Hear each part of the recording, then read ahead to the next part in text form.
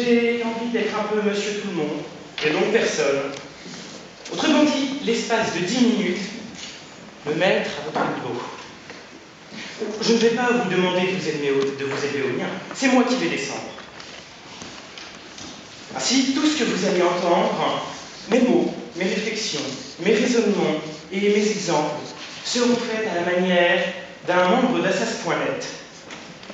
Alors, sans plus attendre, glou-glou. Haha, on se marre, on s'amuse, on s'esclave, on rit. LOL pour Assas.net. Oui, je prends le pli. Pli jusqu'au bout, puisque je suis un loser. J'ai perdu la semaine dernière car je ne suis pas assez éloquent. Et pour preuve, je n'ai jamais été palme d'or sur le forum Assas.net. Ce manque de verbe ne m'a toutefois pas empêché de remarquer la finesse du sujet donné aux candidats ayant perdu la demi-finale à cette farce. Oui, farce est effectivement le mot le plus pertinent pour qualifier cette demi-finale dont nous fûmes les dindons, mon contradicteur et moi. Mais l'important est participer. Alors, selon les mots de Feydeau, comme dirait Hortense, je m'en fous. Comme l'aboutissement était la semaine dernière, je suis un peu hors concours et je suis libre dans mon expression. Oh, rassurez-vous, je ne m'abaisserai pas au niveau de traiter mon contradicteur de cannibale, de fasciste, de nazi, et encore moins que jeune perdreau. Dommage d'ailleurs que l'on ne puisse pas s'exprimer en smiley. Je suis convaincu que cela aurait facilité la compréhension de votre public ce soir. Non, je ne ferai que suivre les règles de ce concours et vous répondrez tout de suite à la question « Faut-il être le dindon de la farce ?» Pour ce faire, je ne peux que vous transmettre l'idée qu'a très justement souligné mon ami Tetsuo Yamamoto lorsque je l'ai appelé pour lui faire part de mon embarras pour répondre à ce sujet. Selon lui, Nukasi, Yama ni aru tokoro ni oji-san to oba-san ga sunde-imasu. Ceci n'est peut-être pas pour vous d'une limpidité adamantine, expression un peu cuistre, j'en conviens, mais elle a le mérite de bien résumer mon idée en quelques mots rapides. Il s'agit de vous expliquer en bon juriste, suivant un plan en 2 parties, que j'ai été en quelque sorte le dindon de cette farce qui était ce concours, dans son déroulement, première partie, et dans son contenu, seconde partie. Le concours Logos est un vaudeville digne des meilleurs Feydeau. Je n'aurais pas l'hypocrisie de dissimuler mon amertume, j'aurais tellement mérité gagner et être dans la grande finale ce soir. Pour être vraiment le dindon de cette farce, une solution donc. Lundi matin, 9h, au sortir de l'amphi, d'un cours de droit civil dispensé par l'illustre professeur ayant son nom sur tout Polytech, un fil à la patte, traînant dans le hall, voit une dérive sur laquelle est inscrit « Inscription au concours Logos !» Et dire oui à cette inscription. Dire oui, car nous sommes tous ici des juristes, quelques exceptions près. En dépit de ce trait commun, j'ai cru comprendre dès le premier tour que tous mes juges n'étaient pas du plaid. C'est donc avec un certain calme et une grande tolérance qu'il faut accueillir les critiques et conseils d'une personne non qualifiée, puisque sans expérience. Un peu comme si un puceau nous expliquait comment faire atteindre à ces dames le point G, se basant sur sa culture du cinéma de genre. Il est regrettable de devoir attendre la finale pour trouver un jury intégralement légitime et composé de personnes qui ne sont pas à l'éloquence, ce que la disquette est à l'Amstrad. Mais revenons à nos dindons. Oh, je ne vous en veux pas de m'avoir fait perdre. Cela n'a été que l'aboutissement d'un concours donnant l'occasion à des pigeons de s'affronter dans une basse-cour. Je dois avouer que j'ai d'ailleurs pris un plaisir fou à écrire et chanter comme un coq des mots insensés dans des salles ressemblant un peu à des hôtels du Libre-Échange.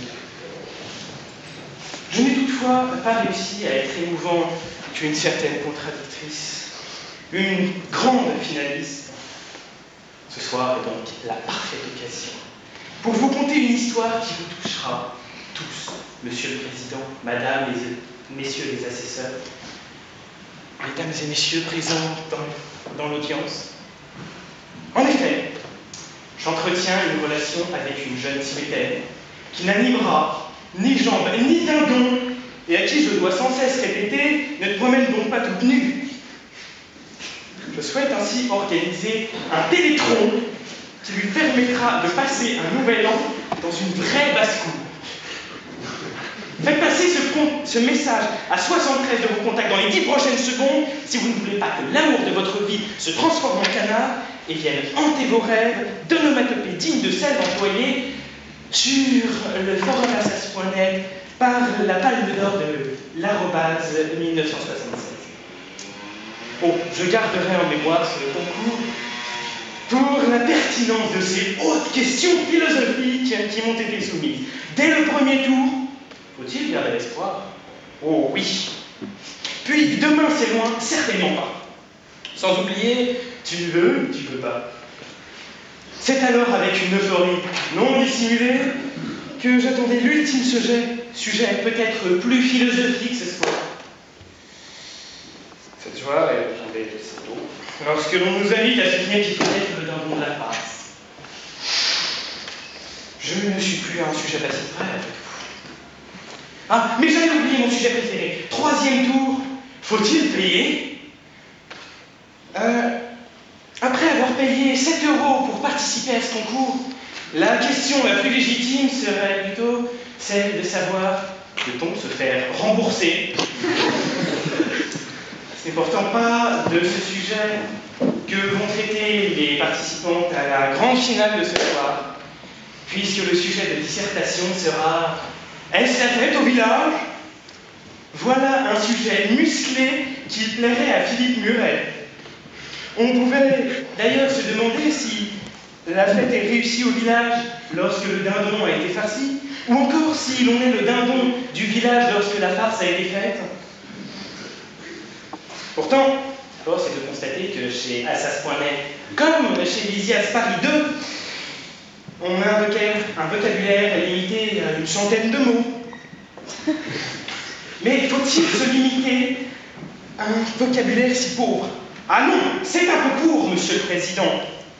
On pouvait dire, oh Dieu, bien des choses, en somme. En variant le ton, tenez par exemple, agressif. Hulk est-il plus fort que Goldorak? Amical, faut-il s'aimer les uns les autres? Descriptif, le streptocoque est-il une bactérie gram-positive de forme arrondie qui s'associe en chaînette? Curieux, pourquoi le poulet a-t-il traversé la route? Gracieux, faut-il dresser des petits perchoirs aux oiseaux? Truculent, 1 million de roses suffisent-elles? Prévenant, un bon chirographaire vaut-il mieux qu'un mauvais privilégié? Tendre, faut-il rajouter 3 quartiers d'or au pudding à l'arsenic? Pédant, le cholestérol s'est-il carnassier? Emphatique, le forum d'Assas.net peut-il devenir le centre de l'univers? Dramatique, les prévisions de Nostradamus vont-elles se réaliser? Admiratif, le code civil peut-il les dominer tous? Lyrique, demain est l'aube, la campagne blancheur. Naïf, les bébés sont-ils apportés par les cigognes? Respectueux, faut-il appeler les juges votre honneur? Campagnard, faut-il planter des choux à la mode de chez nous? Militaire, faut-il circoncire les conscrits? Pratique, faut-il faire taire les coqs, les oies et les dindons? Voilà à peu près ce que, mes chers, vous m'auriez soumis si vous aviez un peu de l'être et d'esprit. Mais d'esprit, oh, les plus lamentables des êtres, vous n'en eûtes jamais un atome. De l'être, vous n'en avez que les 6 qui composent le mot dindon. Oui, le dindon de ce soir n'est peut-être pas celui que l'on croit. Et j'en veux pour preuve ce poème qu'un grand homme a composé il y a de cela quelques années. et qui correspond d'ailleurs parfaitement à notre situation. Poème. Ce soir, au crépuscule, quand glouglou les dindons, je leur dirai, tu vois, et je serai content. J'irai par les couloirs de ce vaste bastion. Je ne puis demeurer silencieux plus longtemps.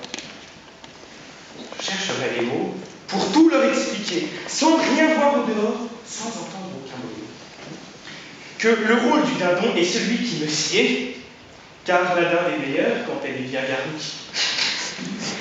J'essaierai de leur dire, sans recours au pathos, sans évoquer les voiles remontant vers Paris, qu'ils ont raison de croire, tous ces gens de Logos, que ce sont eux les dindes et moi qui les farcis.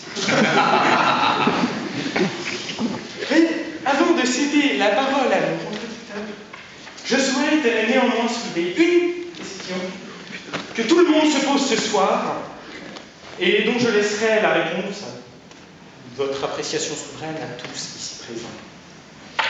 À Noël, qui farcira la dinde aux châtaignes? C'est clair, de l'eau d'arroche. Je vous remercie.